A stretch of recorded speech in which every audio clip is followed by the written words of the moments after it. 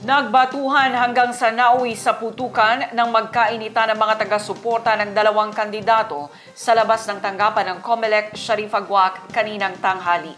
Ito ang sinabi ni Sharif Aguac Chief of Police, Police Lieutenant Colonel Reggie Rillera sa panayam ng iMinds Philippines.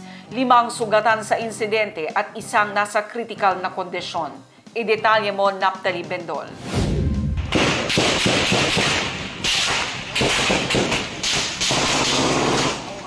Nangyaring putukan sa bayan ng Sharif Aguac kaninang hapon matapos magkainitan ng supporters ng dalawang kandidato sa bayan.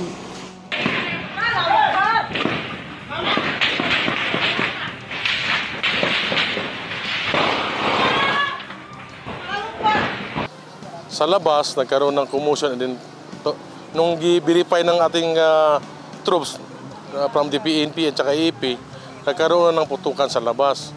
So, nung nagkaputukan, siyempre, yung ating kapulisan at sundalo, sa defensive position na tayo kasi nga, nagkaroon na ng putukan sa labas. 5 ang sugatan sa insidente at isang nasa critical na kondisyon. Kasi yung dalawa, doon namin hinatid sa Gindulong Hospital at saka yung 3 dito lang sa IPHO at saka sa Takurong. So, para nasa stable condition naman sila, maliban na sa isa na medyo, ako din is parang medyo fatal yung tama niya. Pero bago ang putukan, iniimbestigahan din ng Sharif Aguac PNP kung may ugnayan ng nangyaring pambabato umano Sur gubernatorial candidate Dato Ali Mitimbang. Yun nga, hanggang ngayon, under investigation pa kasi hindi pa namin na-verify kung anong grupo ng bawat partido, ng mga armed groups na yun, o armed men, na involved doon sa shooting incident kanina.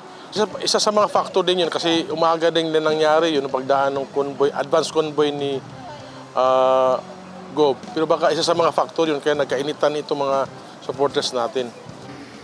Nagpapatuloy pa ang investigasyon ng otoridad sa insidente.